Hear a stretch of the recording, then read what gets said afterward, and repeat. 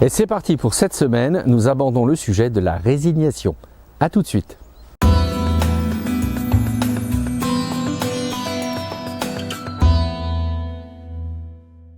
La résignation, c'est un sujet que j'aime bien aborder. Pourquoi ? Parce que souvent, lorsque j'écoute les gens, on a l'impression que la vie, elle est, comment disaient mes amis, elle est cuite ou elle est figée. Je ne sais pas si vous avez déjà entendu ça. Et puis plus proche de nous, il y en a beaucoup, souvent, qui estiment que quand ils vivent quelque chose, ça y est, leur vie n'aura plus jamais la saveur, on n'aura plus jamais tout ça. Et vient le côté de la résignation. Et pourquoi j'ai voulu aborder ce sujet dans Bien commencer la journée ? C'est que je pense qu'en tant que chrétien, ayant une espérance que l'on nourrit, une volonté de se dire toujours qu'on a la foi en Dieu et tout le reste, est-ce qu'il est bien normal en tant que chrétien, chrétienne, de dire qu'on est dans la résignation ? Pourtant, la Bible aborde le sujet de la résignation.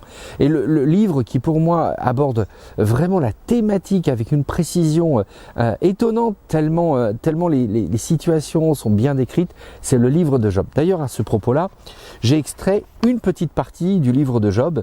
Nous sommes au chapitre 7 et les versets 1 à 3. Et là, c'est Job qui parle et voilà ce qu'il dit. Vraiment, on a un homme résigné. Il dit « La vie est rude pour les hommes sur la terre. Ils ont la condition d'un travailleur de force, d'un esclave au soleil qui voudrait un peu d'ombre ou d'un pauvre ouvrier qui attend qu'on le paie. Tel est aussi mon sort. Des mois de déception et des nuits de tourment, c'est ce que j'ai gagné. » Si on ne peut pas parler de résignation dans ce texte biblique, ça semblerait très difficile. Alors, la résignation, c'est un sujet, comme je l'ai dit en introduction, que j'aborde assez régulièrement. Non pas parce que tout le monde, entre guillemets, est dans la résignation, c'est qu'il y a une facilité aussi dans notre culture française. Désolé pour les amis qui nous regardent dans d'autres pays, mais il y a quand même cette culture du pessimisme en France qui est quand même très présente. Et puis à chaque fois que je parle avec les gens, on a l'impression, et je risque de me répéter, que rien n'ira, rien ne va plus.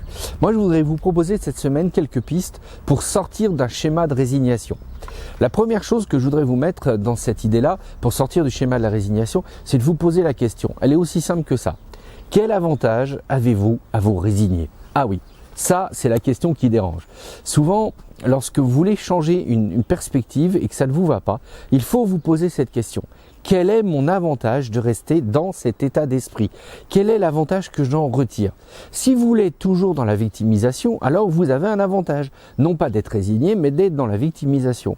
Mais si à chaque fois vous dites quel est mon avantage de rester dedans, ça veut dire que quelque part vous posez une nouvelle base pour écrire votre histoire. Parce que l'histoire, c'est à vous de l'écrire et c'est à personne d'autre. Et donc à chaque fois, il faut revenir sur cette question. Quel est mon avantage de rester dans cet état d'esprit de résignation ? Selon la Bible, nous n'avons aucun avantage à rester dans cet esprit de résignation. Pourquoi ? Parce que le Christ est venu pour donner la vie. Et j'aime bien ce texte. Il est venu pour que les brebis aient la vie en abondance. Ça veut dire qu'une brebis du Christ, normalement, ne devrait pas rester dans la résignation. Il ne faut pas exagérer. Et il faut voir les choses un petit peu d'un autre point de vue. Donc, je vous laisse avec cette idée forte aujourd'hui. Pour vous, peut-être, si vous avez besoin d'être encouragé, je vais vraiment vous encourager cette semaine. Ou pour vos amis que vous connaissez comme ça, posez-vous la question. Quel est l'avantage que j'ai à rester dans la résignation ? Si vous pouvez répondre à cette question, ça veut dire que vous pouvez trouver une logique à y rester et vous pouvez trouver des milliers de logiques à en sortir. Je vous laisse avec cette note positive, je vous souhaite une très très bonne journée et puis on continue demain sur le thème de la résignation. J'oubliais avant de partir 3 idées fortes. Première idée, abonnez-vous à la chaîne YouTube. Deuxième idée, suivez-nous via les réseaux sociaux, Facebook entre autres. Et troisième idée, merci de nous soutenir financièrement parce que nous avons besoin de vous pour continuer cette belle aventure. Au revoir, à la prochaine fois.